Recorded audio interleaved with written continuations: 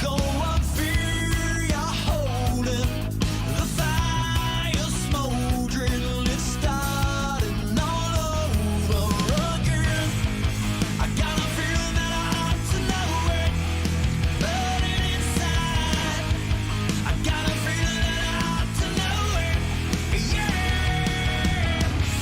Every time I grip the wheel, I begin to feel I know I'm in for a white knuckle ride. You got a fix for me, you know what I need. Oh, it's a breakneck speed. Might as well enjoy the ride. The yellow round exploding, it won't slow me down. Southern California on a Sunday night as we are here for race number 2 of the Transervice Winter Truck Series as we welcome you into the Auto Club Speedway virtually on iRacing. We get you ready for race number 2 of 10 regular season races in the Sim500 Transervice Truck Series Auto Club Speedway. The place tonight for 100 laps of racing as we get ready to rock and roll the 2-mile Auto Club Speedway. 79 degrees as usual. It is the default weather, 53% humidity, partly cloudy skies, 2-mile-an-hour winds. It is going to be a fun race to watch. A lot of tire wear, fuel burning. For some reason, these 2-mile tracks end up having fuel mileage strategies come into play. So we're going to see some wildness coming up here in just a little bit. I'm the captain, Chris Scala. Of course, Ricky Springer will be with me, and we are ready to rock and roll for 200 miles and 100 laps of racing in the Truck Series season. And there's your information on the race. Of course, the 100 laps, 200 miles, 2-mile D-shaped oval, a lot like Michigan, but a lot more of a worn-out surface is what you get here at the Auto Club Speedway. And after a wild race at the brand new Atlanta Motor Speedway, what better track to come and kind of do the exact opposite of what we did at Atlanta, and that's race on a very old surface. And that's what we're going to do here this evening. But as of right now, where are we on the map? Auto Club Speedway, roughly about an hour or so east of Los Angeles, downtown. Yes, out near the Riverside area. See a little bit of a figure 8 track, and of course you have to zoom out a little bit to see the actual track. There it is. 2-mile shaped oval. Of course, all the talk about potential changes coming to the track, with it maybe becoming a half-mile oval. We'll have to see how that goes and what happens with that track. But there it is from the back straightaway. The train tracks over here, the 2-mile Auto Club Speedway.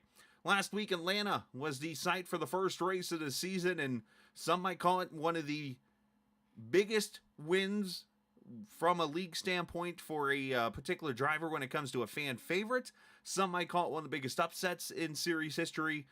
Some might just call it, you know what, just typical super speedway-like racing, except it was at Atlanta Motor Speedway, which has sort of turned into a new style of racing. So when all was said and done last week, a last lap accident sends Brian Wortman to victory lane, his first win in a very large amount of starts. And obviously he was very happy about it. He is the points leader as we enter tonight.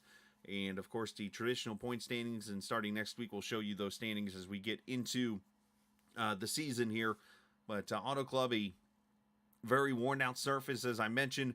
It is a track that was built back in 1997, and it hosted a 500-mile cup race, and that was the first race of almost 30, I want to say, at least they've run now, if not more, at this speedway, and all on one particular surface, and that is the one you see on the track right now. It's never been repaved, and of course now it's going to get redone more than likely, and well, we'll see what they do from there and what they decide to do with this track. I'm scared that they're going to turn it into a, sounds like a short track, kind of like a Bristol, which I'm okay with. I just don't want them to ruin it. That's what I'm mainly worried about. All right, let's talk to the man of the hour. He's been the point leader for a week, so if there's a positive there, there's something to talk about a little bit. But Brian Wortman, I want to bring him up here to the booth as after his win last week in Atlanta. Now, Brian, obviously, Auto Club's a whole different kind of monster tonight. It's all about handling, all about taking care of those tires. Obviously, you've been here from the start of this track on iRacing. What are you expecting tonight out of that 74 truck? What are we going to see?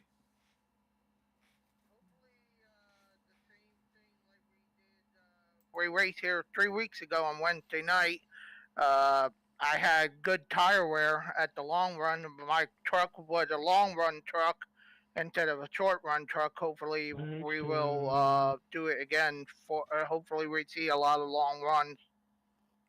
I think we will see a lot of long runs now. A lot of talk about high temps and high wear on the right front tire. Of course, looking at about 40 or so laps on a tank of fuel. Are we going to need to worry about that right front tire a lot? Is there going to be a little bit of conservation? Because I know you're one that likes to run it as long as you can. I looked.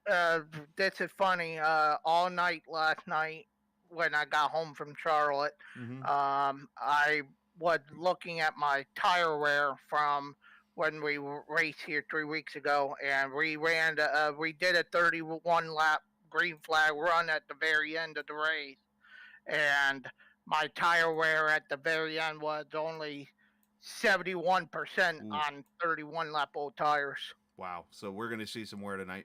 Well, hey, best of luck, man. Appreciate your time. You're still the points leader for another 100 laps, so enjoy it. And if you get a good enough finish, you might still be the points leader. So nothing but the best tonight, okay? Yep, I'm going to do my best. That's all you can do, my man. Good job. Thank you. You too. Brian Wortman, the points leader and winner in Atlanta, as you see the field roll off of pit road as we take a look at the starting lineup for the race here this evening from the Auto Club Speedway. Pedro Mojica makes his return to the series tonight, 41.437 second lap. He'll start next to Tyler Dalton. Jimmy Coleman, Derek Myers. Myers had a pretty strong run going for a little bit there at Atlanta. Unfortunately, got involved in some stuff there at the end. Bob Gillenwater, Glenn Campbell. They'll take row number 3. Steve Ritter, the number 16's truck, going to start there in the 7th position alongside Mike Kelly. E.J. O'Rourke, probably fresh from his race. I know he does some stuff. I don't know if he was at Charlotte maybe tonight or not, but I know he's got a lot of things going on in his life. He'll start there in the 9th position alongside Bobby Wetzel. Brandon Key in the 95. I think he's going to start on pit road, it looks like, alongside Chad Coleman, who is pretty excited for his Atlanta Braves right now, I should say. John Hagman Jr., Tommy Ryan there in row 7. Row 8, Mike Montesi and Kevin DeBrown. Randy Yoakum, Kevin Stone there in row 9. Row 10, Stoney Benefield and Ron Holyfield. Anthony Calantoni, Tom Dreiling, row number 11. Row 12, Jeff Noe and PJ Luttrell. Row 13, Jeff Ryan, Eric Arnold, who had a pretty good run at Atlanta, unfortunately fell up short there at the end. Fowler and Comstock, row 14. Row 15, Josh Parker, John Mustian Jr., Kevin England, Steve Herring, Doug Sigmund, and Brian Wortman will complete the 34-truck field. As I mentioned, it is 100 laps, it is 200 miles, it is truck racing on a Sunday night. Let's get wild. Yes, I just made a rhyme. Green flag for Auto Club.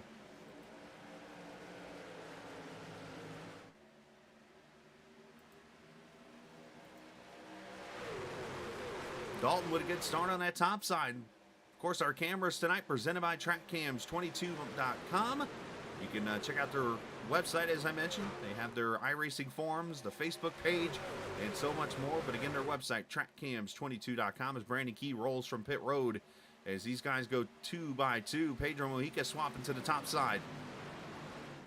And right off the bat, you see one truck way up to the top. You're going to see some heavy tire wear in this race as they come off turn 4, lap number 1, to the Xfinity Series champion.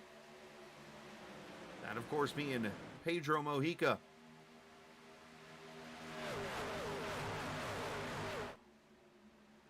As they go down into turn 1 and 2, you see Dalton working that inside on Derek Myers.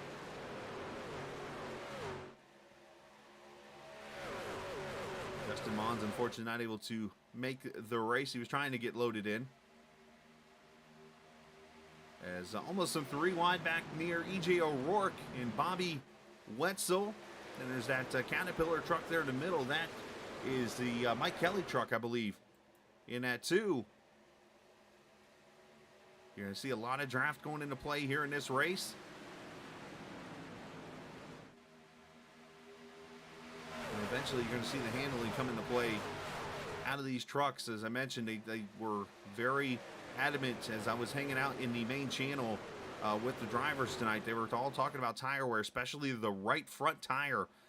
They talked about it getting burned off a lot, and some trucks almost had to counter by climbing the track a little bit to get some heat into that right rear tire. But we should see a traditional 40 to 42 laps or so on a tank of fuel if we are to go green flag. But don't be surprised if you see tire wear down in nearly the 50s on the right front tires. We see this gaggle. Look at this mess back here. Truck's trying to find her way around Ron Holyfield. Randy Yoakum is in this battle. The 84 Calantoni, Eric Arnold, and one up there in the wall. On the outside, I think that was Mustian. It sure is. Mustian got in there just too high. And painted the truck a little bit for the lead. Tyler Dalton to the bottom. And he will take it to the front. And that's Sim519. Here comes Mojica, going to try to cross him over. Derek Myers right there with him also. And unfortunately for Mojica, he might get drafted by here because this draft, like I said, down these straightaways. The one big thing that kind of separates Auto Club Speedway from Michigan, as they're both 2-mile ovals. One, it's a little bit flatter, 14 degrees of banking here, 18 at Michigan, but the straightaway's a lot longer than Michigan. Michigan's more corner than straightaway. Auto Club more straightaway than corner.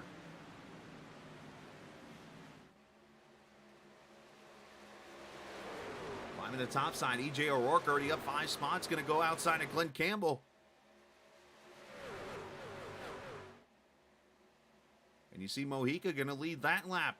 Is now Campbell trying to hold that inside line, and Myers thinking about going to the top.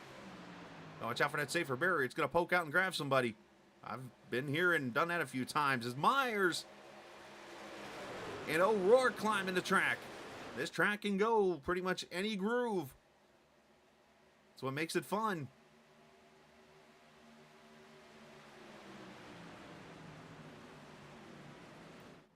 And battles everywhere around this track right now. You got some people trying to save tires, people maybe not so much trying to save tires here, getting as much as they can get right now. We ride with O'Rourke in the 41 truck. Oh, give it a little push to Myers, who got a little loose there. Can't be pushing the pusher, as they say.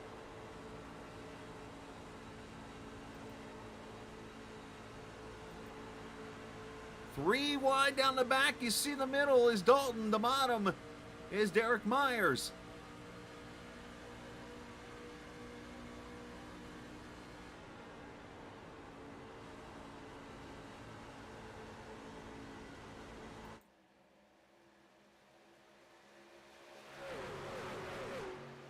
Another big factor you got to watch here in Auto Club Speedway is the outside wall. Off turn 4, you can almost call it a little bit of calamity corner there. It will, the way you slide down to that corner, turn 4's wall can grab you. As you see this first pack of trucks about 10 deep, and then it's Kevin DeBrown who leads the second pack of trucks. Back here with Bobby Wetzel and the 16 truck also in there, Steve Ritter and others. Everybody doing a really good job so far of just kind of giving each other room in this tight racing.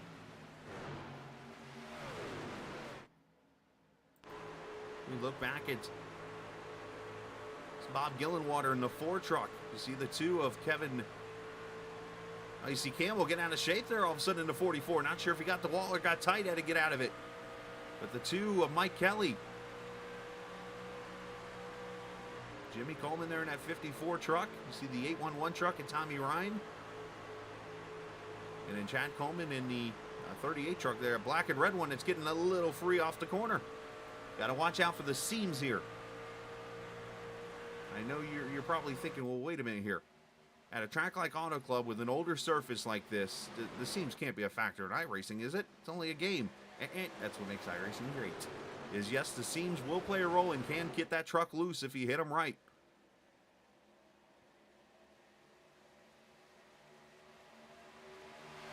Some close racing back here. I saw somebody maybe get the wall there. That pink truck of Kevin Stone, or black and pink. Yep, 17. You see the damage. He caught the wall off turn 4.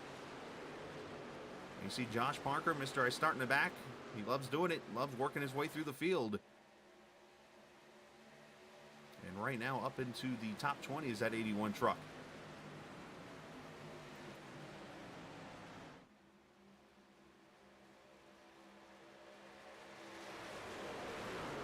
Ten laps in the books. This time by. This series continues to show why it's one of the best ones. No matter what the track is and where they go, they put on a show.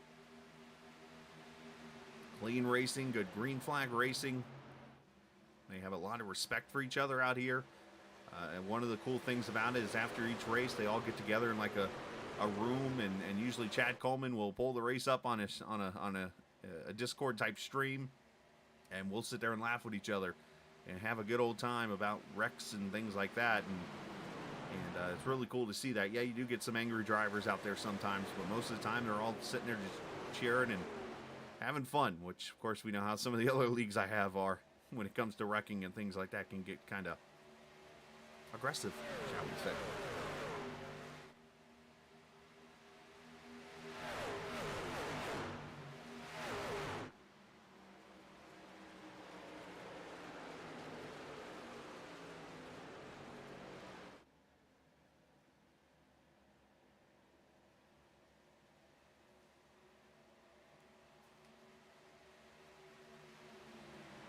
Yeah, no kidding, right? There's other leagues out there, they get kind of rough when they get into that banter and get into that stuff. Some of the other channels have things called boxing rings and channels like that, which, you know, that's their prerogative, and that's how people vent and get their anger out to each other.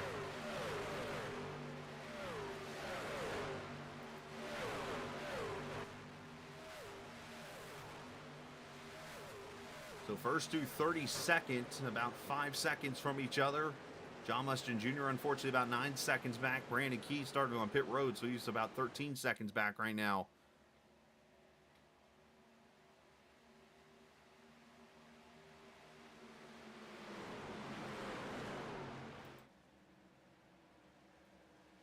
So we dive it off into turn 3 and 4. As you see the 44 Campbell falling back just a little bit. Maybe after getting the wall or getting a little tight there, gets pretty close again. As you see Montesi in the 6. So everybody side by side. Tyler Dalton continuing the lead here, 13 laps in.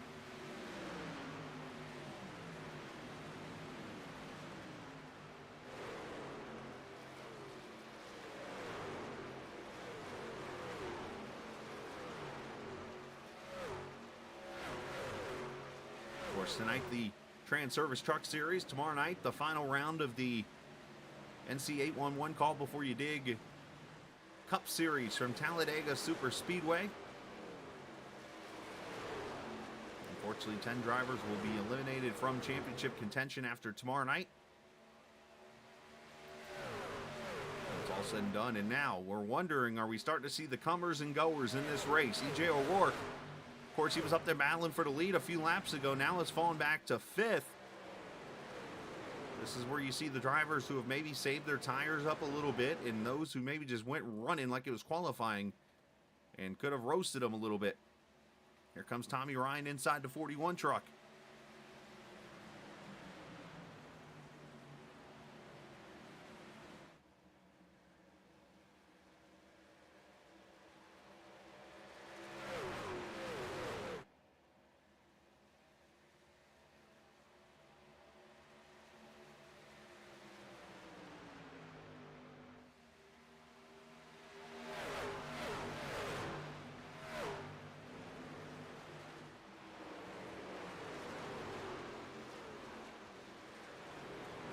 Dalton, Mojica, Myers, I should say, and Gillenwater. Your top 4 or 5 single files. O'Rourke got really loose, it looks like. They're off turn 2, had to go save it, go catch it. And unfortunately, going to lose 5 spots from it. Let's see if we can see what happened to that personal comfort truck. Was there contact or something off turn 2? We'll see here. As you see the inside of Tommy Ryan. He placed a crossover game here. It's all the way down to the bottom of the track. Tommy's trying to side draft just a little bit. Probably not close enough to get there, but either way into turn 1. And on these worn out tires, you kind of want to be up the track a little bit. As Justin mentioned, kind of rim riding. Yeah, O'Rourke gets loose. And what a 4-wheel save that is. That'll tick off the right rear just a wee bit.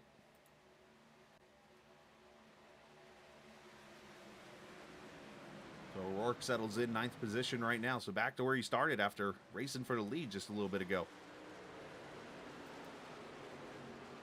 Steve Ritter under attack. Got the 6th truck of Montesi to his inside there as they try to separate it out a little bit.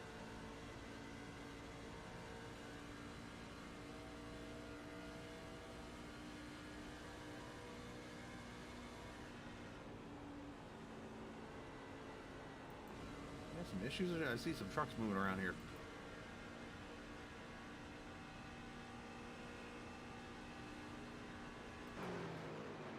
Oh yeah, I see some damage here on the 84 Calantoni. A lot of damage here. I think we had some issues.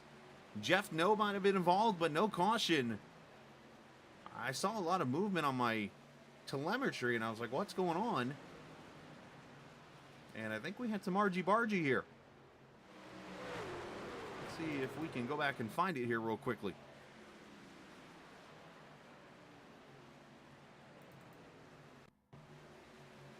Looks like it's already happened here.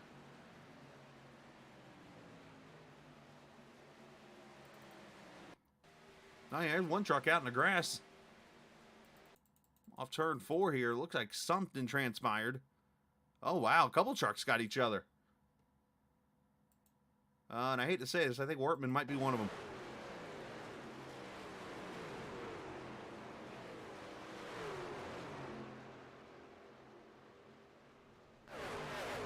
That's our, oh no, let's see a couple trucks there. Wortman's okay. It looks like Comstock, one of the trucks involved.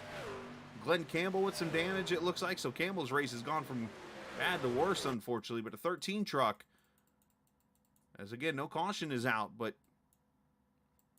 obviously some problems. Oh, it actually starts right there. One truck gets the wall. Might have been Eric Arnold, maybe, and then there's the there's one truck getting knocked the wall. The other one goes to avoid and hits the Calantoni truck. That's a no, by the way, in the 55 that is on pit road. So some argy-bargy there, unfortunately, is the 55 going to go another lap down. Unfortunately, Campbell, Calantoni, and Comstock all on pit road. If your name starts with a C, not a good run for you so far tonight. I feel bad for Chad and Jimmy Coleman. Mojica going to that 4th groove. That actually has become one of the ways to get around this Auto Club Speedway is get up there in that 4th groove. I don't know what it is about it, but when the tires wear out, no matter what kind of car you drive, if you're in the open wheel Indy car, if you're in a stock car, it seems like at turn 1 and 2, that 4th groove is the way to go to get your fast laps around. But you notice the field now kind of spreading out in single file as the tire wear really starting to play a role. As we're about halfway into this run. Again, about 40 laps on a tank of fuel. And depending on how many stops you want to make this race, there's no halfway bonus. There's nothing like that. It's straight up 100 laps of racing and 200 miles. So whatever you can get out of your truck and, you know, could determine if you want to do a 2-stopper or a 3-stopper here on tires. But tire wear, very excessive at this track when you have a surface that is, doing the math really quickly in my head here, almost 30 years old, 25 years old to be exact. Look at Mojica, 4-wheel sliding in off 4. Lap times right now over 2 seconds off the pace.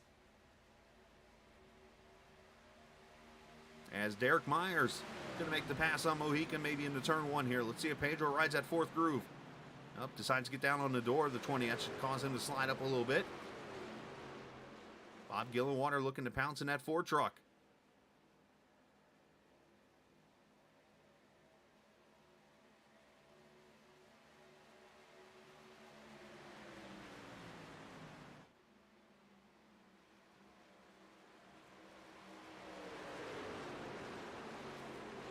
Mojica doing a good job sitting on the door there of that 20 truck. This should allow him to carry the momentum off the corner here. Miles. I keep saying Miles, thinking of Steven. Myers going to get probably freight trained here.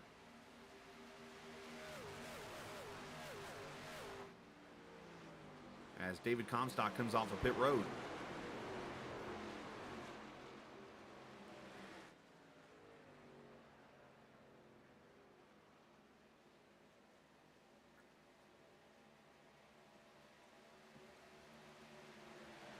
Gillenwater trying to give the 20 some help. How about Tommy Ryan at 99 up top side there in the fifth position now.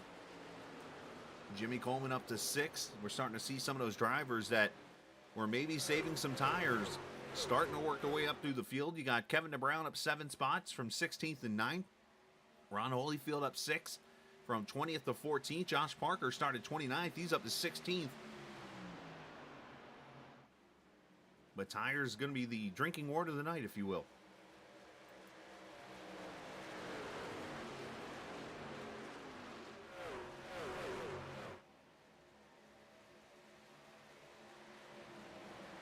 You see Myers falling back to 3rd. Now Gillenwater goes by. Tommy Ryan looking to the inside also. Oh, in trouble. We got trouble.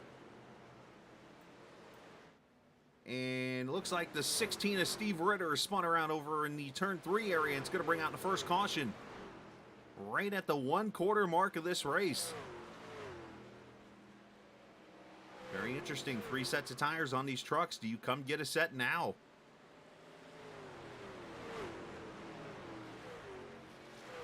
I honestly think you have to wait. How dumb that sounds. Because I'd rather have tires at the end of this race than early. Let's see what happens to the Steve Ritter truck that brings out the caution here. Lap number 25. Oh, John Higman turns him.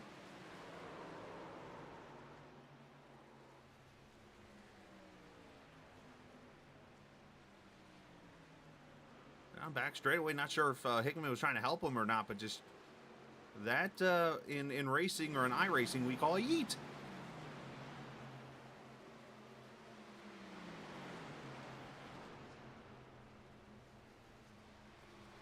And caution out for the first time.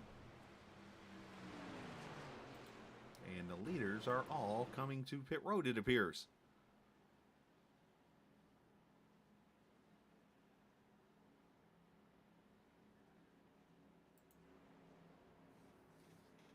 Curious to see who will take tires and who does not here.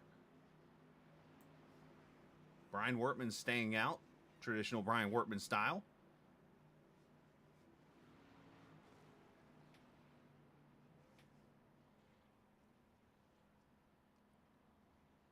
Leaders taking tires, it looks like here.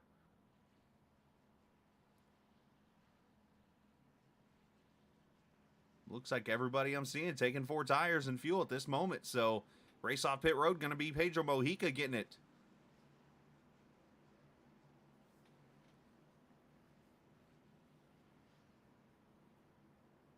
Now, unfortunately for Wortman, not sure if there's a lucky dog or not. If there's not a lucky dog, then this is going to be a quickie yellow. But if there is, he might get a chance to pit this time by and get fuel and lead himself a lap there. But more than likely, he is going to be the leader of this race for this restart.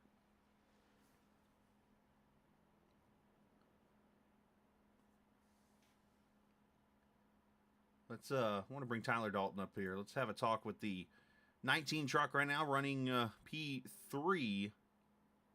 Tyler's a bunch of information usually he can give us when it comes to what he's feeling out there on the track. Tyler, you got a copy, bud?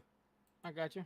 Let's talk a little bit about that racing. You were up front there for most of the laps there leading, doing a good job holding off Mojica. You've been one that's been keeping track of tire wear and stuff like that. What are you feeling in your truck there? 'Cause that was about one of the longer runs you've had, including practice.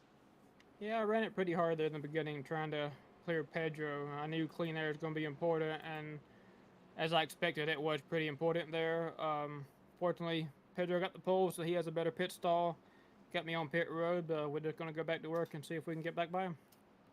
Talk about the racing now that you've been up there. A little bit of clean air, a little bit of dirty air at times. What are you feeling out there truck-wise? Are you seeing the bottom still being the way to go, or is it just kind of wherever the momentum's at, or what are you feeling?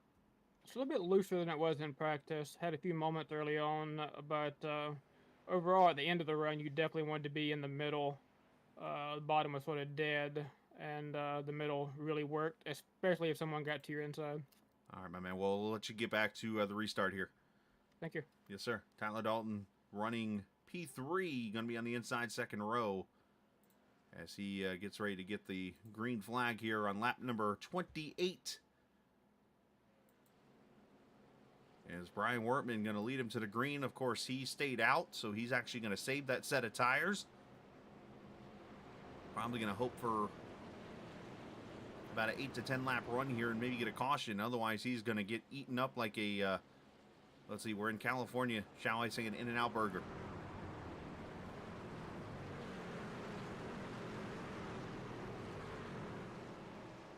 Mojica on the bottom. Bob Gillenwater going to give Brian some room here because he's probably going to spin the tires pretty good here.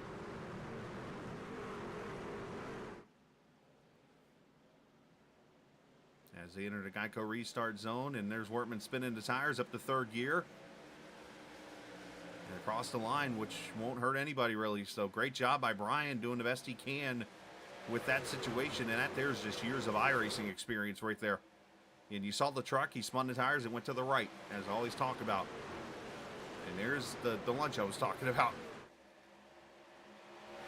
Now it's just a matter of him holding his lane and letting everybody go on by. And just being careful here as Mojica goes to the front. Dalton the second, Gillenwater, Miles. I get it, did it again. Myers and Coleman.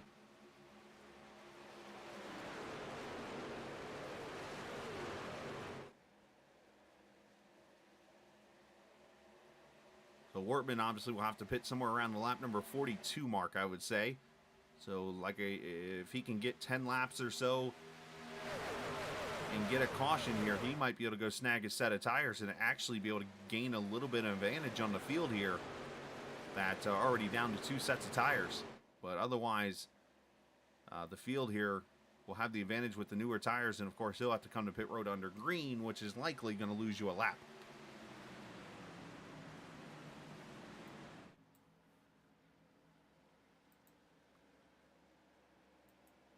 Everybody single file off turn 4.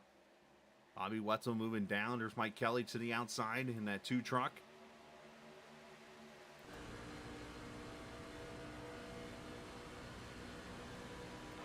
As Jeff Ryan comes to pit road, unscheduled pit stop for the 3.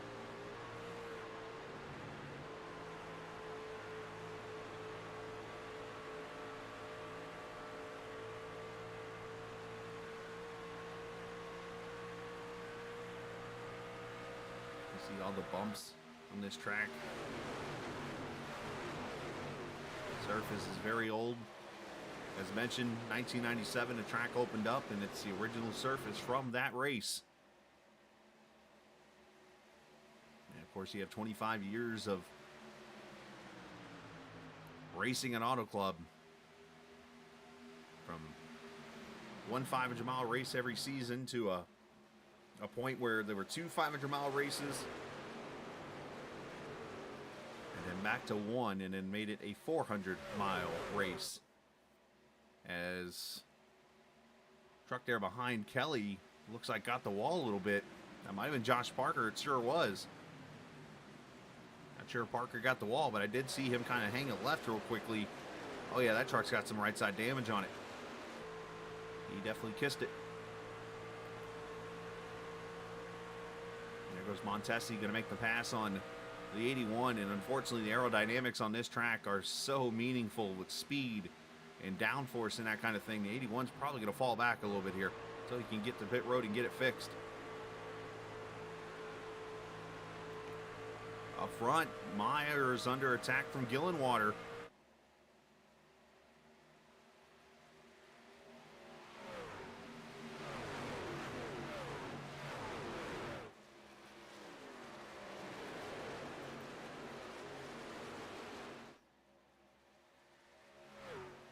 See the lap truck right there in front of Mojica as we hit the 1/3 mark. That is the 3 of Jeff Ryan, as I mentioned, who just made the unscheduled pit stop. He's already a lap down. Unfortunately, maybe about to lose the 2nd lap.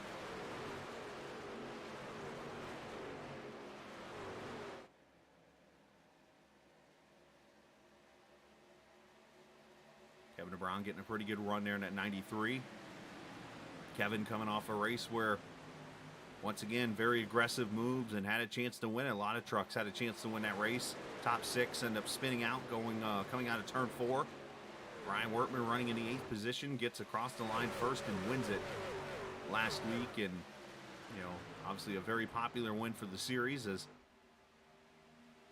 You see the leaders catching Jeff Ryan, and Dalton goes by and going to bring Dalton with him.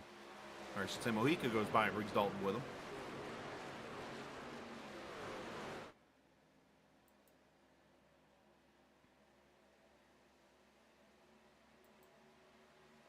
How about Chad Coleman running up in the 8th position right now in that A-Shock energy drink. Some people don't realize that, yes, it is an energy drink. I've actually had one before. It is one that actually sponsors Chase Elliott on his car. And Chad Coleman running the A-Shock paint scheme, running in the 8th position right now.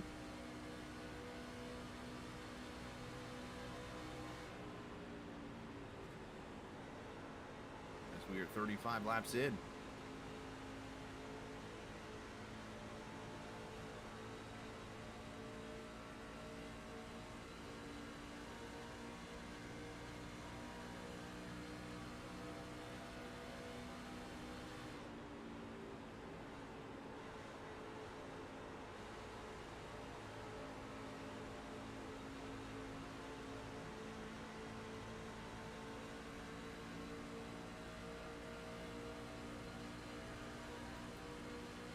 We watch Jimmy Coleman here in the 54 truck. Trying to get around the brown there. He's right down on that white line.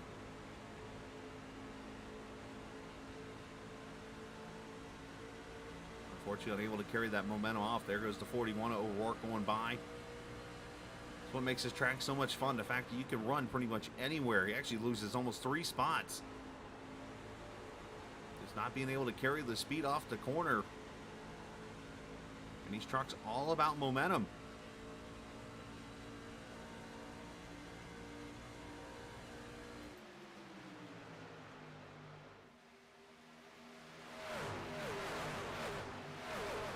Go back here to a couple trucks that were running up front earlier and unfortunately been shuffled out a little bit after the restart. But here 16th and 17th positions, Ron Holyfield and Tommy Ryan. Tommy, of course, was up in the top 5 earlier. Had a 14.8 second pit stop, but spent nearly a minute on pit road. So not sure if he had some damage he had to fix, or maybe he had a bathroom break he had to go take, or whatever. But Tommy trying to catch back up, running in the 17th position right now. And obviously he's got to do it while trying to save tires at the same time as he gives a push to that one truck up the front straightaway.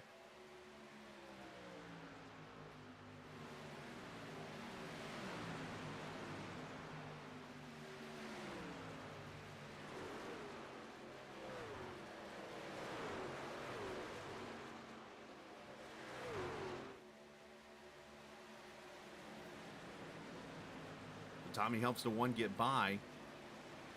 And of course now he's trying to get by. And then the other truck we should keep an eye on is the one that started on pit road right there. The biggie bag truck, if you will. The Wendy's 95 of Brandon Key. Of course, I've got that guy singing "You've Got That Bag" in my head now from the Wendy's commercials.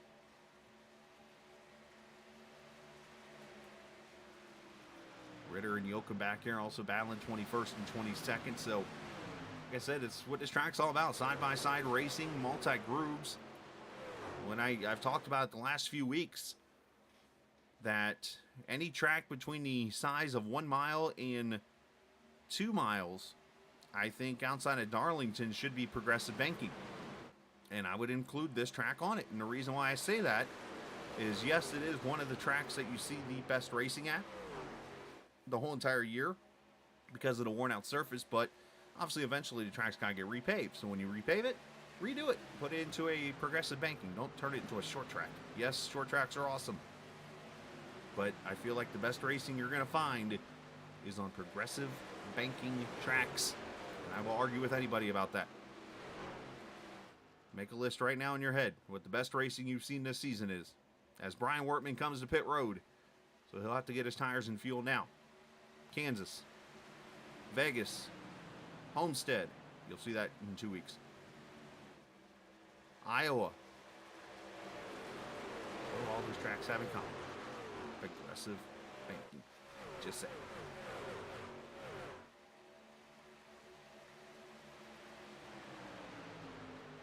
As O'Rourke gives DeBrown the push into turn 1. Then he crosses over. We're going to dive it in there and send it. Slide job. Well, that's one way to do it. Then they almost hit each other. That's the first time I've ever seen somebody get pushed into a corner and then have a slide job pulled on them by the same truck.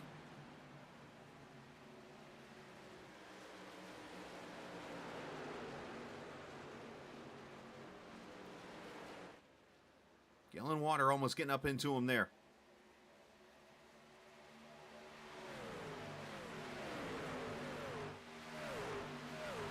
Looks like Jeff Ryan maybe having a little bit of connection issues. 43 laps in the books, coming up to halfway here. And everybody now has made one pit stop here. Under caution, it was the most of the field. And, of course, Brian Wortman stayed out, and he just made his pit stop. Almost some contact there with Ryan in Holyfield. I'm sure Ron's not happy about that. Or Bob, I'm sorry, Bob Gillenwater. My bad. Jeff's trying to fight up there to get back on the lead lap.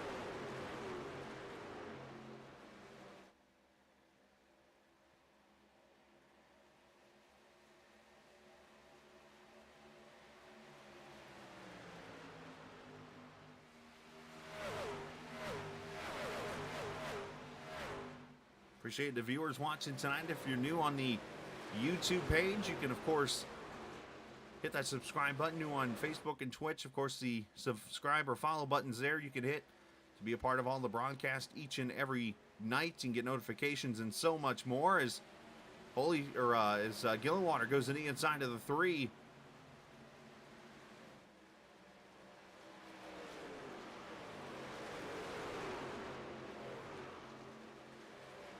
As they're 3 wide off of turn number 4.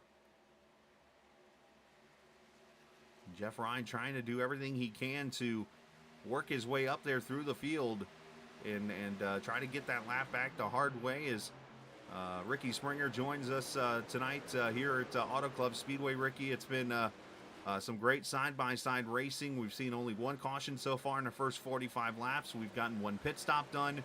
But one thing we've talked about here is tire wear at this Auto Club Speedway is one big factor.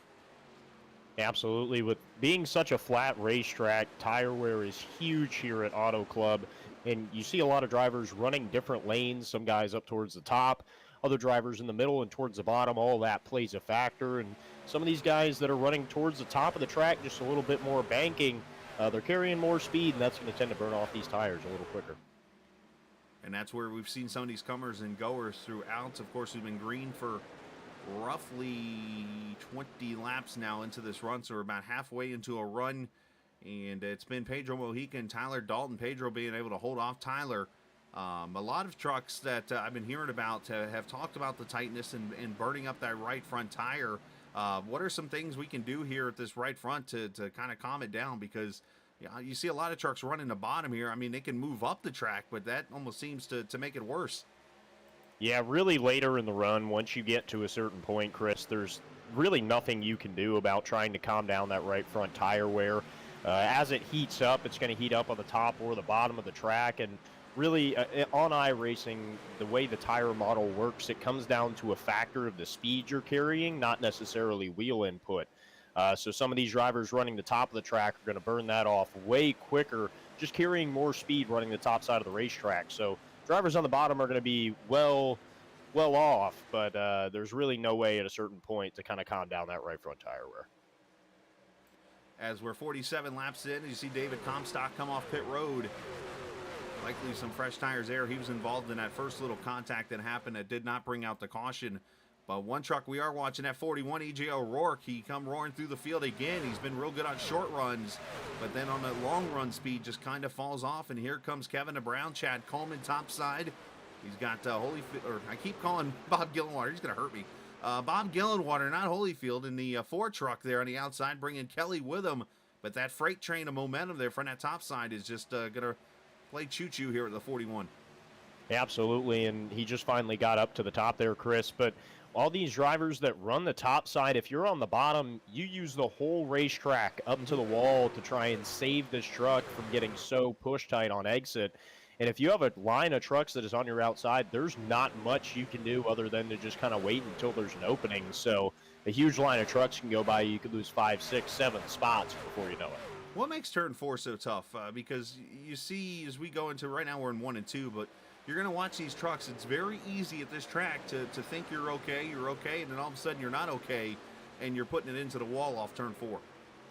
Yeah, it's about the same if anybody here has ran laps at Chicagoland as well. That curved front straightaway is so deceptive coming out of turn 4 because you think you have more room as it curves out and swings out for the tri-oval, and then that wall just almost straightens up right there on exit coming out of turn 4 before you get to the tri-oval. And even knowing that, you could still look at it, Chris, and it just comes up really quick. Yeah, it's very tricky. As you see, I saw a couple trucks almost hit the wall right on cue there. As we're back here with John Fowler, Brandon Key, Steve Ritter, PJ Luttrell. This is all 16th, 17th, 18th, and 19th as these guys race hard side by side as we come up to the halfway point this time by. Got about, I would say 15 laps before these drivers are going to have to come to pit road, which is going to put them right on the mark to make it a one-stop race pretty much the rest, or I should say get them the rest of the way on fuel, which is going to give them a pretty good favor, most of these guys. But obviously Wortman, he stayed out. He is a lap down and easily running some of the faster laps in the race right now, but he needs this race to carry on so that he can get himself back on the lead lap. He stayed out under the first caution and decided to obviously wait and try to play a caution game, and it didn't get it. Caution came out, or we stayed green. He had to come to pit road at lap 42, and obviously he's falling back from that. Yeah, Chris, and back to just kind of touch on that one-stop strategy there. I feel like a lot of these drivers are not going to opt in to do that strategy. Looking at the lap times here, our leader, Pedro, qualified with a 41.4. His consistent lap times are in the 43.3s to 43.5s. So about a 2-second drop-off there because of tires. So even running 2 stops here, maybe just not for the fuel, but to come down pit road and get tires, you might put yourself in a good spot. So some of these drivers also may opt for that strategy option. Do you split this run in half then? Because at that point, you're looking at 74 to go. We went green. Obviously, 37 laps being the halfway point. Yeah, I believe so. I mean, the lap times are showing that you're going to want to have the freshest tires here when it comes down to crunch time with about 25 laps to go. So some of these drivers might opt for that strategy to run this fuel run completely out and not just split the race in half. But we'll just have to see as, like you said, we close in on what would be halfway to where they can make it. And Gillenwater and Kevin DeBrown kind of leaning on each other off turn 4. Kevin DeBrown kind of keeping his truck down low a little bit as Gillenwater had to try to slide up and save the truck. One thing I have heard a little bit about is if you're on that bottom lane, the longer in the run you go, it actually starts to free up a little bit. And I think that's because you got so much wheel in the car. And not to mention, I talked about those seams on the track. It's just makes it kind of undrivable almost there on the bottom. I think that's what helps that momentum in the middle of top to work out later in the run. Yeah, and those bumps are so treacherous. I mean, if you're on the inside of somebody, the tighter you get, the worse those bumps are. I mean, some tracks, the bumps will loosen you up a little bit, maybe help you rotate. Again, Chicago, a great example. But a track like Auto Club, you get into those bumps, and that's going to make the tight even tighter. Which is not what you want. You don't want tight. I mean, you want a truck that's predictable, and when you don't know which way your truck's going to go and you hit a bump, it's never good. You talked about Chicago, I think of Pocono, of course, has that bump in turn 1 that's unpredictable sometimes. You got the Texas turn 4 bump that's unpredictable sometimes. There's so many bumps that I can think of. Of course, Kentucky, the old service has got so many bumps that it's just not funny. But either way, we're 53 laps in now as Mojica leads by about 4/10 over Dalton. So he's starting to stretch that out a little bit. Derek Myers doing a great job there in 3rd. Chad Coleman up to 4th. But again, your top 7 really not getting away from each other. Only about a 3-second separation. Of course, Gillenwater and Kevin DeBrown have been going back and forth with each other. And O'Rourke's right there ready to pounce.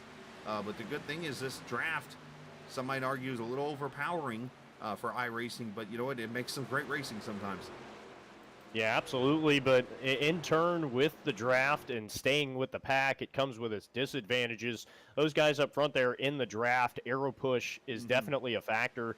They're going to burn their stuff off a lot quicker. But something I do want to touch on, EJ O'Rourke that we had just talked about there in that grouping, had gotten Freight Train just a few laps ago, past 2 or 3 trucks back. So he's moved his way back up to 7th. So maybe not necessarily burned off his stuff early in the run there, but just kind of got in the bad spot.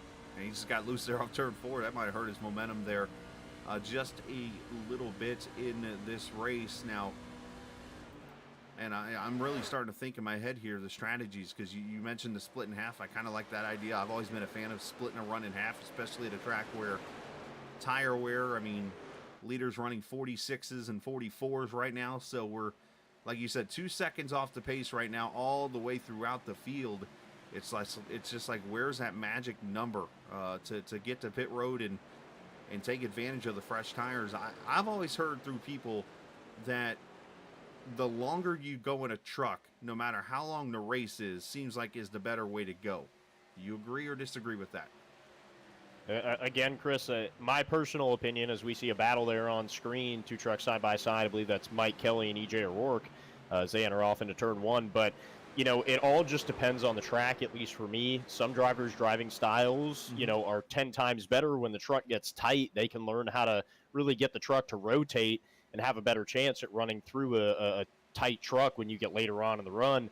Me, however, I'm a guy who likes a loose truck. So anytime the truck gets tight, I will try and run that first run out as long as possible to get stickers on for when it really matters. Which, of course, is at the end of this race. So, but yeah, 44 laps to go. Lap 26 is when everybody came to pit road, and of course that was under caution. Brian Wortman's still a lap down after making the pit stop. He has the freshest tires, but looking at his times right now, he's running times just a little bit faster than the leader. So he's going to need a yellow to come out probably to get back into this race and have a chance to compete. Meanwhile, Dalton under pressure. Here comes Myers for second. Looks like, I wonder if Dalton maybe got tight off turn 2 or got loose, because I did notice his times just free fall there on the timing and scoring. And Myers goes by for the second position. Looks like the 19's clean, but he must have gotten a little loose off the corner, and Derek Myers pounces to P2. Yeah, and I believe Tyler Dalton had got up to the back bumper of the 58 truck at Pedro and gotten a little tight there coming out of turn 2. That coupled with Myers already gaining a bunch of time. He had caught, I believe it was Dalton, by almost a second there in the past 10 laps, running up to the 2 front cars. So he is on the move right now, but that definitely helped him. One less car that he'll have to try and pass and burn up his stuff. Now, if I was playing pit stop bingo, I would have probably gotten this right. Josh Parker to pit road. Josh Parker's always the first one to pit road, it seems like, as he likes to try different strategies. He and Mike Kelly are usually the two that end up in pit road the quickest. Parker, of course, had right side damage from getting contact with that turn 4 wall a little bit ago. So more than likely for him, he's going ahead and getting tires and fuel and getting out of here and seeing what he can get out of it. But you know what? He's been on pit road for 30 seconds now in his stall. So either there's a penalty or he might be actually done for the race. We'll have to see if he leaves the stall here in the next 10 seconds or so, because usually, obviously, 14 seconds plus the 40. Yeah, maybe, Chris, that he could have gotten into the wall there. I haven't quite been watching, but he might have gotten the wall trying to get some of that damage fixed, or, like you said, a speeding penalty on entry. We're going to see here really quickly. He's still sitting there. We're at the 1 minute mark, so I'm pretty sure he's got some more damage or is giving up the pooch, as they say, to the race. So throwing the keys in, I'm going home, boys. Unfortunately for him. And I'm looking at the right side of the 81 truck of Josh right now, and it looks like it's pretty bent out of shape. Maybe got into the wall just a few laps ago and decided to turn it in for the evening. Unfortunately for Parker, who likes that challenge of starting in the back and trying to work his way forward, and not going to work out for him here tonight, as we watch Chad Coleman and Tyler Dalton battle for the 3rd position now. So Tyler maybe losing the handling on his truck. If I'm him, do we make the move to go to pit road, or is that more of a panic move maybe? I think 1 or 2 more spots lost for Dalton in that 19 truck, and going to pit road would be a great option. I mean, he ran behind the 58 truck for several laps as we see Kevin DeBrown now pulling down onto pit road. Yep, Kevin coming in lap number 61 as he is right on the number to go the rest of the way on fuel. Obviously 42, I believe, is the max number that usually you can get at this track. And we should see 4 tires and fuel, leaving him 1 set of tires. This has worked out perfect for everybody, as I was a little worried when the caution came at 26 that they might be taking tires a little too early, having 3 sets. But now with this race going green, they still have 1 set of tires to use in 40 laps here. But 4 tires, fuel 14.7 for Kevin. And you wonder if that's going to bring some of these others to pit road. And I do not see anybody coming down yet through the first 12, 15 trucks. Well, I will say, if the race goes green throughout the end, that is a magnificent idea as 2 more trucks dive down onto pit road. But for Kevin D. Brown, that's a great idea. Like you said, and we've been talking about a 2-second fall off on tires. That's going to bring those 2 seconds back for at least 10 laps. So if he can just keep running those consistently fast laps, he will gain a lot of time on these leaders who are still out there on old tires. Yeah, because obviously you mentioned 5 laps at 2 seconds apace. That's 10 seconds. That could be the difference in you being the leader by about 8 to 10 seconds with the way this draft is working right now. As you see Steve Ritter and the other truck on pit road. Mike Kelly is in now. Trying to see who the other truck is sitting there, but Brandon Keith, that's who it is. And those guys on pit road, and then Mike Kelly, as I mentioned, one of the early guys usually on pit road. Here comes that Caterpillar number 2. So I think this is going to be the start. I would expect leaders any minute now coming to pit road. Yeah, and it's getting to that point, Chris, where they're going to be forced to come down pit road. I mean, looking at the leaders right now, Derek Myers about to get passed by Kevin Brown going down the back straightaway and into turn 3 as he does on the outside. So these lead trucks are really going to have to make a decision here really fast on if they're coming down pit road, or else they're risking coming out, outside of the top 10. Obviously 36 to go, and here comes some more trucks to pit road. I see Ron Holyfield is in, PJ Luttrell, John Higman, Tom Dreiling, and Higman about took the cone with him there. This is a very tricky and very misleading pit road to get onto, because you can almost do it straight off the corner, but you still got to hit your marks and slow down, because obviously the truck's not going to stop. Absolutely, Chris. And pit road is a busy place as more people come down pit road. John Fowler, I believe Stoney Benfield, Kevin, and a bunch of other drivers. I mean, there's 10 trucks on pit road right now as more trucks diving down out of 4. Yeah, a lot of trucks coming to get their tires and fuel right now. So, and here comes the leaders. Pedro Mojica coming in, Chad Coleman, Bob Gillenwater, O'Rourke. All these guys are in. Meyer's going to stay out another lap here. I think they have to pit next time Meyer. They're going to be risking losing more spots unless they plan on playing the caution card, which I don't know right now is a good idea, because you're kind of playing with fire at that moment. But, yeah, it's from lap 39, so you should be able to go about 2 or 3 more laps on a tank of fuel here as these guys pull away. As we look at the, of course, the camera cuts to another spot, to the Mojica pit stop. Should be 4 tires and fuel. There he is. Go ahead. Well, I was just going to say, Kevin Brown now out of 4. He is going to pass the leaders by a solid 5 seconds, maybe more, Chris, as they get off of pit road. So when it cycles out, Kevin Brown should be our new leader. Which is good for him in this case, because obviously he's going to be able to pull a big lead. As you saw him go by Mojica right there. The lead is going to be, as you said, about 5 seconds or so, roughly, somewhere between 3 to 5 seconds. But the one misleading thing in that situation is he's not going to lose as much time as he was gaining time. So that's where he kind of wins out on this battle. And the best thing that can happen to him is this thing goes, 5 to 10 laps, and then a caution comes out, because then he just stole track position from everybody.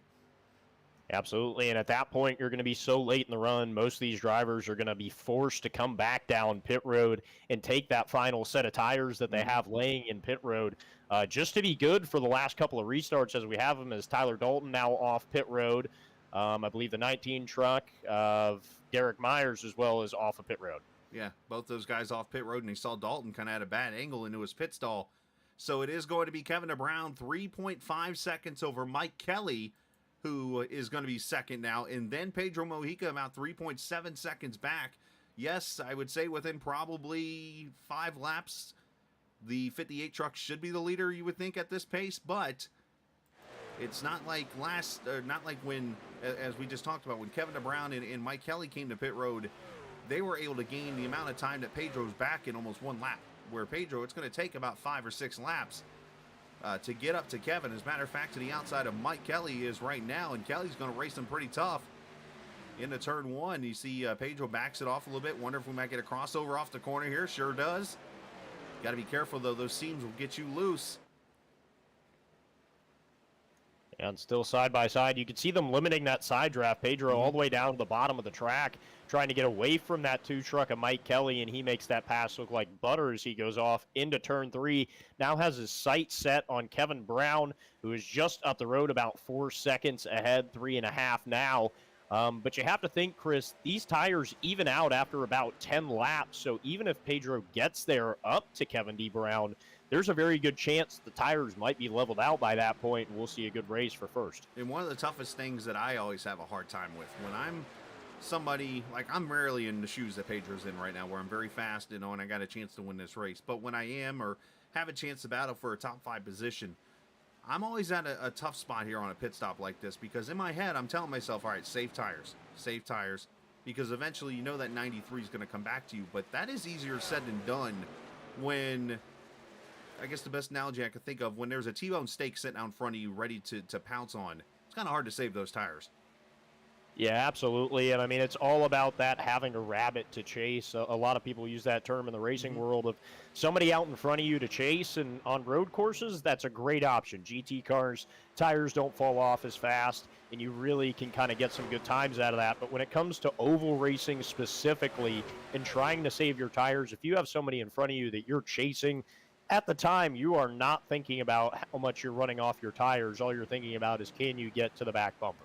And right now, Pedro's slowly working on that. Under 2 seconds now between first and second. Chad Coleman has moved to third past Mike Kelly. Back here, Bob Gillenwater and Derek Myers are going to battle it out, 5th and 6th.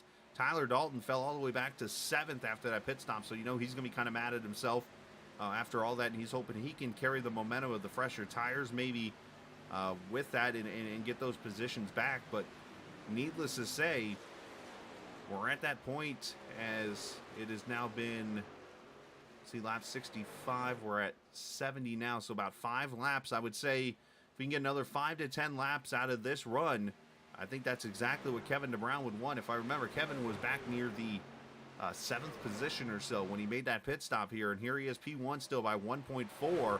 He gets that caution, and he steals the track position, and it's a big play on his part. It's one that I've tried before, but it seems like anything I do doesn't work. So that's why I asked you the question. Do you seem to know how to make the strategies work and that kind of thing? Yeah, well, it honestly just comes down to trying to figure out what everybody else is going to do, and it's a big guessing game.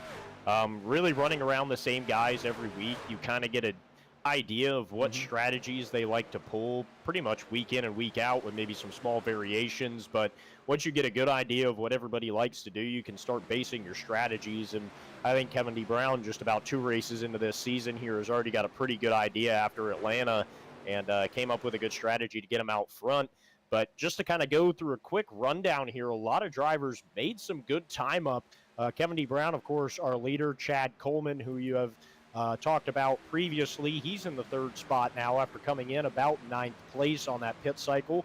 Mike Kelly came in about 7th spot during that pit cycle, has moved his way up to 4th. Bob Gillenwater, EJ O'Rourke is about the only driver on the track who has stayed even in his position through this pit cycle.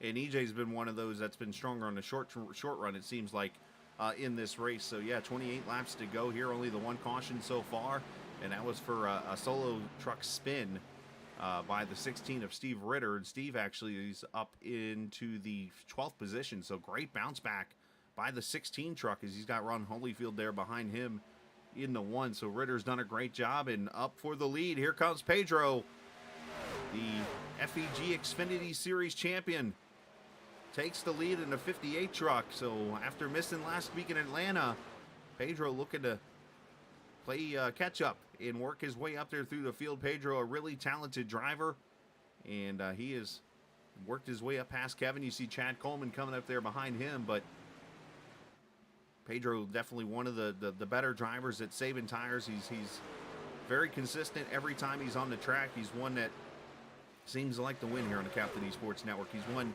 both championships for the series that we've covered. Yeah, well, I'd say if anything shows talent, stats are what shows talent the most. Yeah. If you have good stats behind you, there's really no arguing with the books. But he made that pass look easy on Brown there going off into the corner. And I think a car that we need to be watching out for to catch up to Pedro here is Chad Coleman. He's in the second spot right now, just drove straight by Brown for the second spot. And he's running faster lap times than Pedro in the 58 truck. So a very good chance that these two trucks are going to be the drivers that we're going to see side by side for the lead, because still the 58 truck not pulling as they come out of 4. Yeah, you talked about Coleman. He ran a 24 last time by to a 40 for Mojica. Let's see as they cross the line this time by. As Coleman's in the draft there, so he should be able to gain a little bit more. Wow, how consistent Mojica is. He ran a, well, never mind, it just changed to a 46. He ran a 46 last time, a 46 this time, and then Coleman a 42, so he did gain a little bit more. I keep getting mixed up. I look at the best sometimes, and I'm like, 41.58, where'd that come from? Yeah, but consistency is what's going to really get you here, Chris. I mean, one bad corner of you just losing the momentum down the front or the back straightaway, and a truck that's 10, 11 car lengths back is either right beside you or they're right on the tailgate of your truck pushing you down the straightaway. Yeah, we'll keep an eye on that battle. Right now, Tyler Dalton has gone around Mike Kelly himself and now coming up on Bob Gillenwater. So Tyler Dalton's got a pretty good connection here to this Auto Club Speedway right now as he works his way to the bottom and trying to get around this 4 truck of Gillenwater. Bob's probably going to give it to him. I say that as he kind of hangs on his corner panel there and finally does get by him. You see John Mush in the lap truck. Might get in the way here. Nope, Bob gets back in line. I wonder if Bob was going to kind of pinch him up there or something. Yeah, and I mean, using a lap truck as a pick is one of the oldest tricks in the book of trying to use the lap trucks to your advantage. But I don't think that that Ford truck at Gillenwater was going to try and put up much of a fight. Dalton is driven from almost 8th spot after that pit cycle to try and move his way back up through the field to get inside of the top 5 just now, right in the 5th spot. Derek Myers as well is now battling Brown for the 3rd position, and he's got a lot of good speed. Last lap for him was a 10th faster than both of our leaders. And Tyler Dalton actually went 2/10 faster than both of our leaders, a 52 that time by, while passing Gillenwater. So that's pretty impressive numbers right there itself. So the field, oh, and caution is out, trouble. And it is Steve Ritter again, unfortunately. Did I throw, is that a broadcaster's jinx or is the statute of limitations already passed? Honestly, I don't quite know. I think it's a 2-lap statute of limitations, so I think we're good. Okay, think we're good. Ritter, single car spin again, or truck spin in this kind of case with 22 laps to go. Ooh, tires. I have a feeling not everybody's going to take them, though. Yeah, I'm going to tell you right now that in the league that you cover, Chris, not taking tires in a situation like this can come back to bite you in a hurry. As it looks like there was some contact there. I don't know if maybe something happened previously in the race that was kind of going back at him there, but 2 trucks involved. I'm not quite sure who that pink truck was. Bobby Wetzel in the 9, yeah. Yeah, Bobby Wetzel, it looks like, just got into the back of Bobby Wetzel there, and both of them just kind of went around going through 1 and 2. Well, that's our second, as we call it in iRacing, yeet jobs that we've seen. Ritter got straight turned on the straightaway earlier. This time, no, it looks like he just gets in the back, maybe just missed times. Wetzel getting back to the gas, or as you said, maybe something happened off camera that we don't know about, but right there, Steve just gets in the back of him and turns him, and they were just kind of connected the whole entire time, and, well, the old whip around basically got him kicked around. So interesting. As pit stops are happening, let's cut down and watch the leaders come in, and they almost run into each other here. Yeah, it looks like most of the field heading down pit road, all of our leaders all the way through 10th spot. Down pit road, it looks like all the lead lap trucks come in. Now we'll see if anybody plays the tire game with 2 tires. Doubt they will, but most of these leaders probably going to head for 4. Some of the guys towards the back might choose the 2-tire option and see if they can just sneak away with a top 10 here. And some might try none here just to, and I'm thinking more towards the back of the field, just to kind of save that set and hope for that Hail Mary caution that might get them the fresh set of tires as they... We'll see. I'm just looking at times here right now. See if anybody... Look at that. 38 truck of Chad Coleman going to race him off pit road. Nope, he will get him. As it looks like everybody goes with the whole 4 tires. Except for one truck, and I don't know if he'll come down this time. 26 spot. Rod Hollingfield stayed out in the one truck. All right, He's Ron. the only lead lap truck that has stayed out. So maybe coming down the second time to avoid most of the calamity on pit road of drivers trying to get in, or this could be a very smart move. We'll have to wait and see. Just checking on this, Ron Holyfield is a lap down right now. So this is probably more him getting the wave around from what I'm seeing telemetry-wise. I believe so. It might have been the cars going by and him passing them to update timing and scoring as he went across the line. So there you go. As Holyfield will take the wave around, and looks like one other truck up there. But yeah, as you said, everybody took tires in this situation. Now, there is one person in particular here that probably took a set of tires and might actually make out well, and that's the guy on my camera right now, Brian Wortman. Our winner of last week. Yes, I believe that he was able, let's see, he pitted at 42. Yeah, this is his second pit stop, so Brian Wortman still has a set of tires out there waiting. And he's on a fresh set of tires now, so he's going to be even with the field.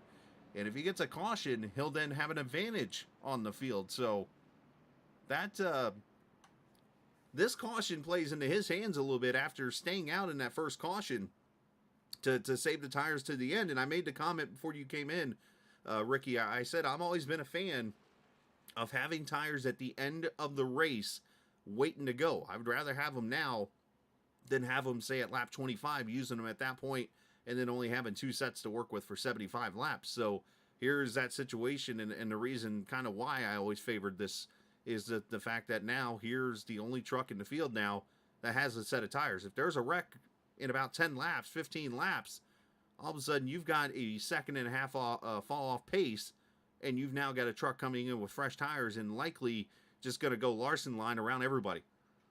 Absolutely, but as they get 2 by 2, rack them and stack them, 1 to go as they work their way through turns 3 and 4, Chris. And I think these last 20 laps here are going to get quite crazy as a lot of drivers joshing for position.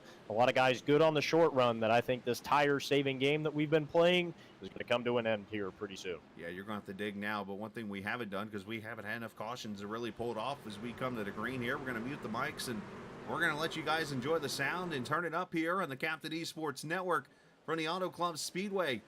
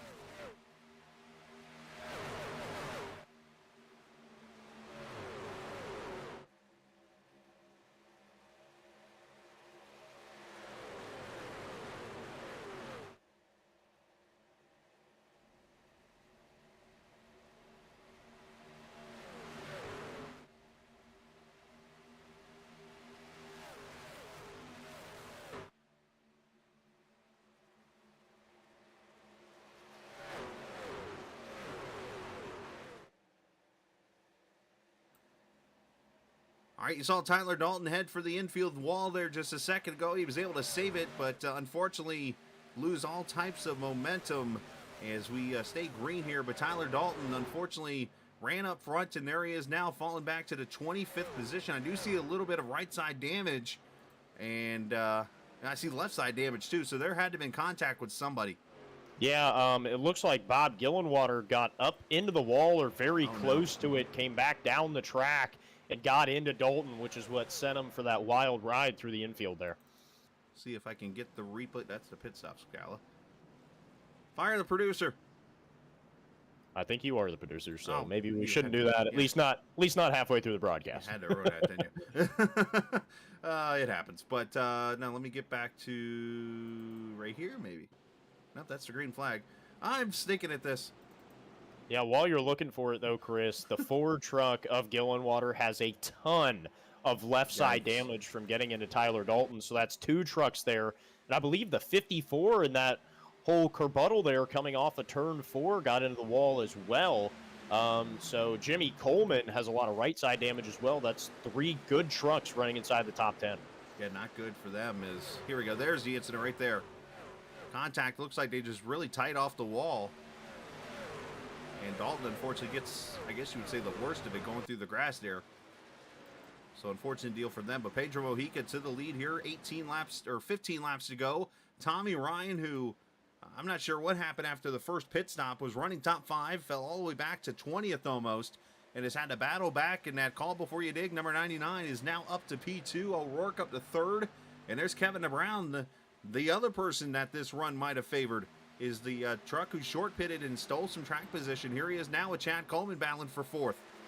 Yeah, and that's 3 trucks under a blanket there, and Brown is going backwards quite fast as he gets loose there coming out of turn 2. And that'll give Coleman a pretty good run down the back. Might not be able to make it work as they single file out to enter turn 3.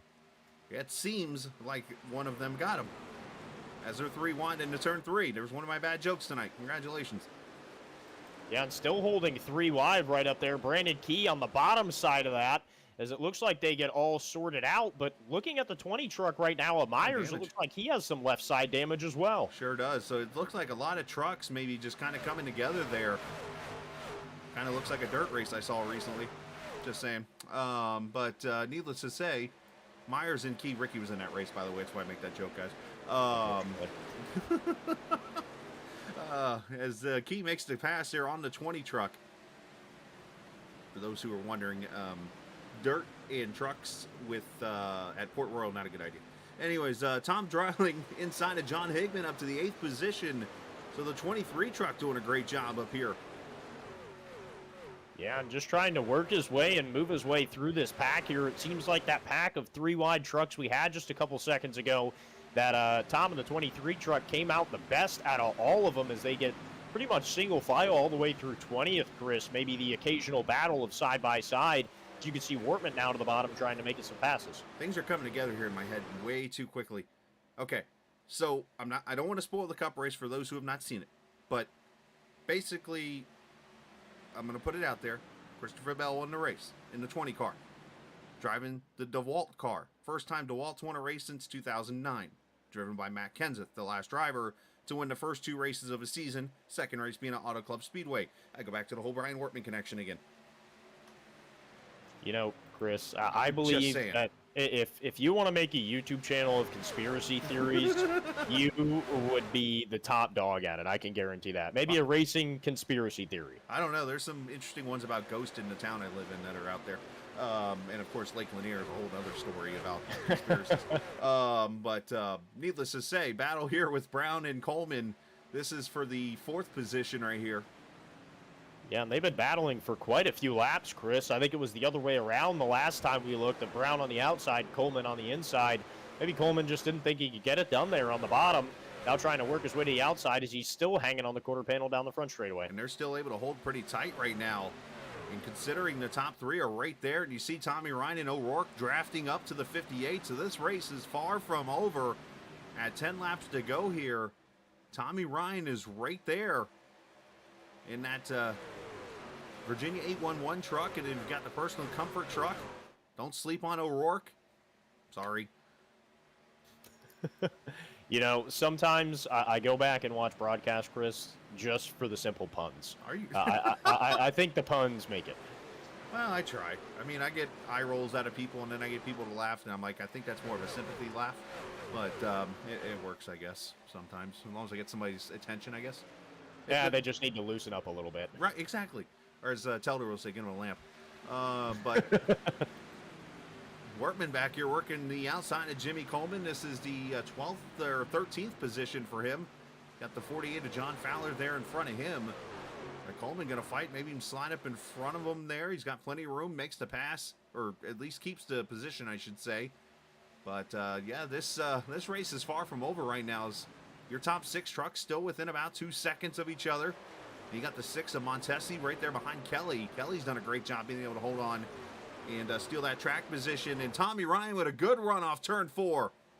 Yeah, ran the top side through 3 and 4 that time to try and get to the back bumper, get out of the draft of the 58 truck of Pedro, and now not even a truck length separating the two as they dive off into turn 1. This is heating up here, Chris, with just, well, about 7 laps to go. Now, one thing I've talked about a little bit, and I kind of made mention it to the guys before this race, with the next-gen car, the Indy car, even at this track, it seems like about the 4th lane up when you count the seams. The 4th lane up in turn 1 and 2 is almost the way to go. Is that the way in this truck eventually on this long run? Does Tommy maybe need to try to go up there? I think it's more the top side in 3 and 4 is where you want to be. The bottom in these trucks just hook so well through 1 and 2 with not as much downforce as you were speaking about the high downforce cars, the next gen, the Indy car. But with limited downforce in these trucks, top 3 and 4 is absolutely phenomenal. But Ryan doing a great job of trying to stay out of the dirty air of that 58 truck of Pedro and gets a great run off of every corner. We'll see if one of these times he decides to take it to the inside. They see Pedro kind of breaking the draft up a little bit, starting a little bit of a California snake. Got Ryan O'Rourke. Coleman's right there within a second himself. You see Tommy moves up to the 2nd groove. I even talked to Dalton a little bit after that first caution, and he said that 2nd groove actually seemed to come in a little bit on the older tire. So, but Pedro got a good run off 4. Yeah, and looking towards the back of the field, or, well, rather outside of the top 5, Mike in the 6 truck is now battling with Brown here in that, I believe, it is the 93 truck. Yeah, Brown is in the 93 truck, but they were side by side. They were coming out of turn 4, got really close, and we just about had our 3rd caution of the race as some contact was made, but hard battles to try and make it into the top 5. That's what this racing's all about right now, pretty much putting it all out there on the hook, trying to get themselves to victory lane or get a top 5 finish, especially those who maybe had a rough Atlanta race, especially those on the last lap that had the rough Atlanta race. They're trying to get themselves into victory lane here for the first time this season as we are at 5 laps to go. 2/10 separating Mojica and Ryan. It's another 4 back to O'Rourke, another 3 back to Coleman. Then it's 7/10 back to this battle right here between DeBrown, Montesi, and Kelly. And Kelly looks like maybe falling off just a little bit. Tom Dreiling, all of 2.8 seconds back. Brandon Key, who started on pit road, he's 9th in this race. And then Tom Higman running up in the 60 truck there in 10th position. So as we've just seen our fair share of great battles and great racing around this track. It's one reason why Auto Club Speedway, as I talked about again a little bit ago, probably the best racing you see on a track that is not progressive banking now is this track. And of course they're going to change it into likely a half-mile short track or something, but as I've argued plenty of times, if it's between 1 mile and 2 miles and it's not Darlington, progressive banking the thing. Yeah, absolutely. But one thing I do want to touch on is the 99 truck of Tommy Ryan. Looks like he's kind of falling back here to maybe get a run. He's done it once or twice so far, falling about a half a second behind Pedro in the 58 and trying to get a good run out of 4, but he is running this thing on the edge, Chris. Past 2 laps has came out of turn 4 inches from the outside wall, and he is starting to get those runs that he's looking for again, starting to fall back here on the straightaway. Maybe going to have one more big shot at it before the race is over. I feel like he's not getting the cleanest amount of air, though, mid-corner. You look at him, he's still got about half of his nose is still there behind Pedro. So, yeah, he's getting some clean air to the right side of his truck. But I don't know if he's getting the efficient amount of air you would want to try to get. So I'm surprised that Tommy maybe doesn't sneak up another half a lane or so to try to get air on all of the nose to see what it's got out of it. Yeah, and one trick I will cue you in on, Chris, and this is used a lot in super speedways, is kind of getting the half a nose out to suck up to the drivers in front of you.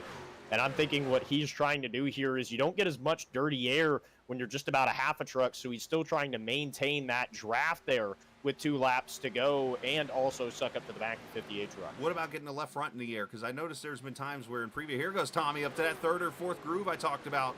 Can he carry the momentum off the corner? He should be able to get back to the throttle. Maybe it's a little tight there, but he should still be able to carry some speed here. Yeah, and I think that was a last shot in the dark there. He knew he wasn't getting close enough, trying a different lane everywhere we go. But as the leaders work their way through turns 3 and 4, coming back to 1 to go, it's looking like Pedro in the 58 truck is going to have a great shot here, about a second gap between 1 and 2. Yep, as Mojica will bring her off turn 4, 2 miles to go at this Auto Club Speedway final lap. In what has been a pretty exciting race. Looks like 4 trucks all separated evenly. You don't get that often, but that's a pretty cool picture there, actually, as they all looked equal. As Pedro enters a little late, Tommy gets in a little shallow, gets some air on that left side. I was just about to bring that up. Tommy gets it down to a half a second, but that's about where it settles.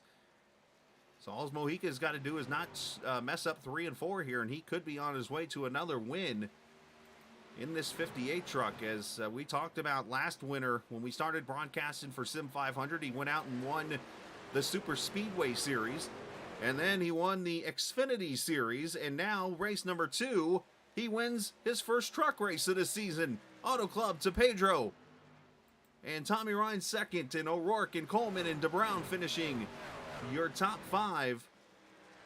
Montesi holding off Kelly for 6th. Dryling, Higman, and Brandon Key ends up your top 10 in a traditional Auto Club type of race. Daytime Auto Club always produces great stuff. Absolutely, and heartbreak for Tyler Dalton. Crosses the line, 26th spot. The last truck on the lead lap after that contact, just after the restart. So a lot of trucks ended up worse for wear. Gillenwater, who was involved in that as well, all the way back in the 23rd spot. So a lot of drivers that got involved in that scuffle there, falling way, way back in the field for the finish of this race. Which is rough because most of those guys hang out in the same channel, so that ought to be an interesting conversation up there. Not that they're really getting mad at each other up there, because like I said, this league is very tame when it comes to that. They will discuss it and that kind of thing, and they more will all feel bad for each other that it happened before anybody gets really angry with each other. So knowing that's probably what's going on up there right now with, as you mentioned, the rough finish there for Bob Gillenwater, 23rd, Tyler Dalton, 26th, as you see Pedro doing the burnouts over there on the Auto Club circle. And then into the victory lane. Yeah, and I believe Myers as well on that last run, maybe with 5 to go, ended up getting in the wall again, back to 19th after running inside the top 5. So great trucks there, unfortunately not having the results that some might say they deserve after this race, which is in the books tonight. Pedro Mojica goes to victory lane again. Tommy Ryan finishing 2nd. E.J. O'Rourke finishing 3rd. Chad Coleman 4th. And Kevin DeBrown finishing 5th. Montesi and Kelly 6th and 7th for the Mikes. Tom Dryling 8th. John Higman Jr. and Brandon Key finishing 10th. Steve Herring, Jimmy Coleman. Steve Ritter comes back to 13th after being, unfortunately, both cautions in this race. Comes back to 13th. Stoney Benfield 14th. Brian Wortman 15th.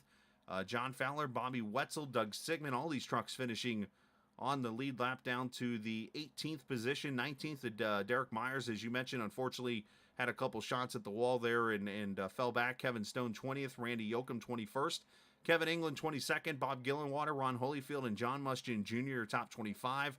Tyler Dalton, Jeff Ryan, PJ Luttrell finishing 28th. Comstock, and then the rest of these trucks behind the wall. Eric Arnold, also Glenn Campbell, Josh Parker, Jeff No, and Anthony Calantoni.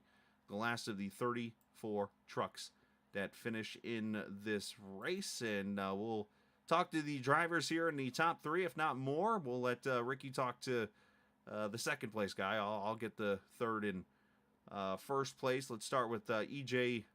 O'Rourke. He's going to be down in the... I should know this by now. Team name channel. As he comes up here and joins us, EJ finishing in the 3rd position. EJ, I couldn't help but notice you came in pretty late there at the end in practice. So for somebody who didn't have many laps, obviously a great comeback for you. I'm sure that kind of affected the start of your race, considering the short run. You were really fast. You went from like 10th to battling for the lead, but then right back to 10th after about 15 laps. Absolutely, Chris. Yeah, I totally forgot there was a Sim500 Racing League race tonight. So at 8:58, so crap. And I got jumped in the server, and my first lap was in queue, qualified 9th. So you know, I know how to run this track. It's one of my favorite tracks, and luckily that little bit of experience paid off. Yeah, I was going to say you kind of NASCAR'd it, I guess, so to say, but still a great effort. And I know for someone who doesn't get to run this full time, obviously a very busy schedule on your end to finish third with that lack of practice, that definitely had to make you feel good. Yeah, I mean, when you're racing guys like Pedro Mojica and Chad Coleman, I mean, all these guys that, you know, Josh Parker, you know, I mean, Trey Edson, and when he runs, Fuller, and, you know, I mean, Valkenham, they're all fast, they're all good people. So to finish third in one of these things is pretty tough. And, you know, I probably wasn't really a third place car. I was probably more like a fifth or sixth, but hey, that's just how the cookie crumbled, I guess. Talk about a strategy that you would take into this kind of race when you start a race late without practice. It almost like you got to use the first 50 laps of this to be a practice session so that you know when to turn it on for later. Well, I've been doing iRacing for 12 years now, so if I can't figure it out in the first handful of laps, then I probably should retire. So, you know, it's pretty easy deal. You know, I know the top lane is faster, but it burns up your stuff. And honestly, I started ninth, and I'm like, you know, I want to lead a lap, so I just kind of drove as hard as I could right there at the beginning, and I got to lead, just couldn't get that lap, and kind of settled in ninth or 10th, and just that's all I had. I need his mindset. EJ, great job finishing in the third position tonight. Shout out to whoever you like to, bud. Appreciate it, Chris. Just guys, thank everyone here at Personal Comfort and Scott Stencil and everyone on this Chevy Silverado team for supporting me every week. And, you know, hopefully there's a bonus here for third place and everyone here at Sim500. You guys, Captain Esports, and, you know, for broadcasting this all the time. And I appreciate that. Thank you. I hear rumors of free ice cream in your freezer, if you have any. Clearly, I'm on a diet. Clearly, it's not working, so I'll take the ice cream. It's a seafood diet. You seafood need it. Absolutely. There you go. Nice job, EJ. Thank you. You too. EJ O'Rourke finishing in the third position. I kind of bring up the 50 lap thing because that's kind of what I do sometimes if I go into a next gen like NIS race or something, Ricky, and I'm like, all right, I haven't run many laps here. Let me use this first half to just kind of get used to this. And then he goes out and says that. I'm like, man, I really am a slouch. But anyways, we'll let you talk to Tommy Ryan, who finishes in the second position. Yeah, and down here with Tommy Ryan, brings it home in the second spot. I got to be honest, Tommy, I came in about halfway through the race, didn't even know you were in it. You had some problems early in the race, ended up driving your way back up to second. Kind of take us through what it was like battling through the field. Yeah, I made a mistake on pit road. I didn't realize the box was going to be that slick, and I got in there way too hot and slid through. And I think I was running like fourth when the yellow came out. And gosh, man, I think I went all the way back to like 17th and just clawed my way back up to like 10th. And I got a lucky yellow there with about, 20 something to go or less. And got the balance right with it with fuel. Man, that thing, I carved my way up through there. And golly, man, when I got to Pedro, man, it was just the air was so bad. I mean, I drove up to him, but then when I got there, it just would not do anything. It ended up getting tight, and the more wheel I got in it, the worse the aero got, and then it got loose, and it was just so aero dependent. But man, what a recovery! I'm really happy with it, with the podium. But these things are so hard to win, man. Yeah, absolutely. And, you know, just real quickly, take us through what it was like trying to find those different lines. We saw you at one point with 2 to go, all the way up in the third, fourth lane of the track, trying to find speed up there. You had talked about the aero messing you up. Did you find anything up top that maybe if you had a couple more laps, you could have gotten back to the back bumper? No, man, I fell on my face when I got there. I was watching Bobby run the top as I was clawing my way back through, and he was making a little bit of time coming off the corners, and I was like, man, if I could just get some clean air and get a run, you know, at least, you know, maybe try to force him into a mistake. But Pedro typically doesn't do that. But, you know, just trying something, because what I was doing was not working. And as soon as I went up there, came off the corner, man, he had pulled me, I don't know, a couple more tenths, and I was like, well, that doesn't work. So I just tried to go back to where I was and try to keep EJ off of me. So, but hey, it was a good run for the Virginia811.com. Call Before You Dig Chevrolet, and want to thank Northern Tool and Equipment. Like I said, a good recovery. Podium. Better, I think I got wrecked out last week. I was running pretty well and ended up getting net coated or something. Yeah, well, definitely don't hang your head too low after clawing your way back up through the field, and a great run for you, Tommy. Thanks for talking with us. Yep, anytime. Appreciate it, guys. Absolutely. Tommy Ryan finishing in the second position there, and great job to Ricky and Tommy. Appreciate you guys being doing the interview there and stuff. And right now, our winner, Pedro Mojica, another one of those team name guys down here. And it's like every single week, it's me and Pedro having a conversation with each other. Welcome in, Pedro. You missed the Atlanta race, which could be a victory in itself, but you come back here tonight and kick off this Transervice Truck season with another win. Yeah, no, thanks, Chris. Yeah, I enjoy coming in here and talking to you. That means I did good. So, Right? but man, yeah, no, it's a good race, man. Put it all together. Held on there at the end with the late yellow of about 20 to go. Was able to hold on, and hang on for the win. So yeah, man, dude, it's cool. It's great to start a new season, a new series, and start off with a win for sure. Talk about you and Tyler. You guys had a great fight for about 3/4 of the race there, and then unfortunately Tyler got involved in some stuff. But it seemed like that first run, Tyler was able to kind of outrun you in that first stint, and then it kind of flipped there on the second stint. What was the difference there? Was it just a little bit more saving tire on your part, or was it something that just the clean air helped you a little bit more, or what was the difference there?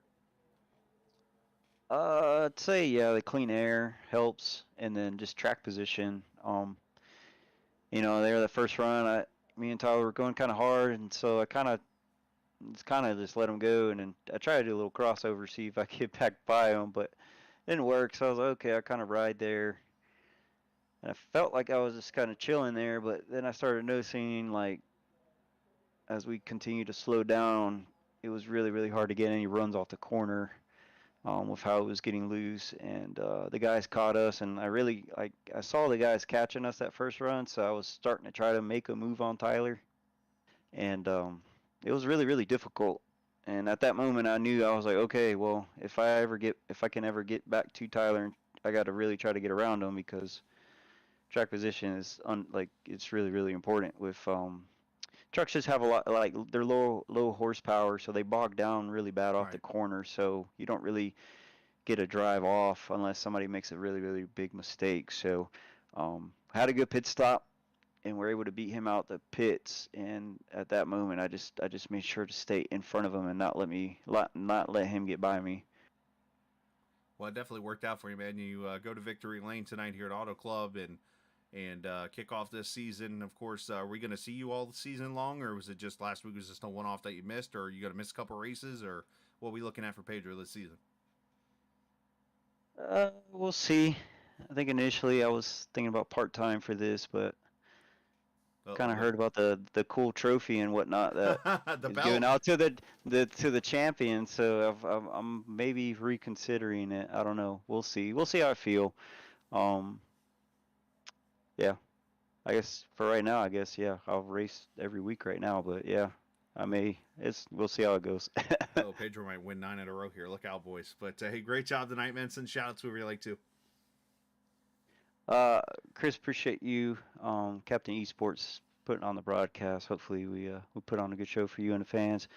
All the admins at Sim500 and Jimmy usually runs the Sunday series, so I appreciate them, what they do, making this fun for us to come in and race each other. Transervice for sponsoring the Winter Series. They do a lot for Sim500, so I appreciate them. And then the guys at Team Name. Have a lot of fun racing with them. We all did really well for this race, so that's good. That was good. So yeah, good work with everybody there, and yeah, it was a lot of fun. Absolutely, man. Great job tonight, and we'll see you next Sunday.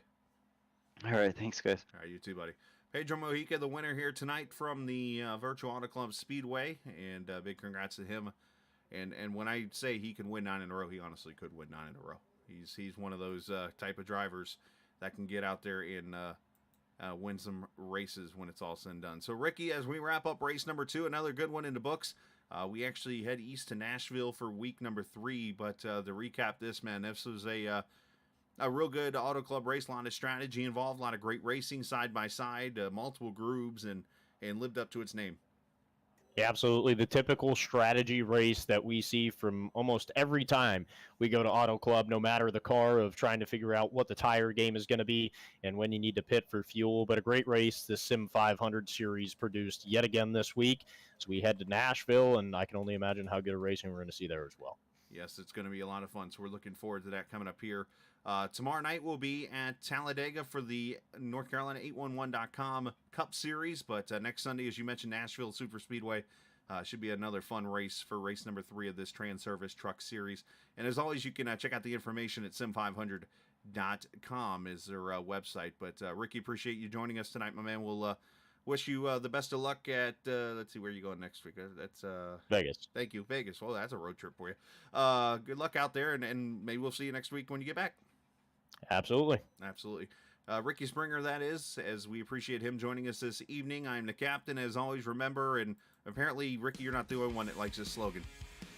This isn't just a game, it's iRacing. See ya!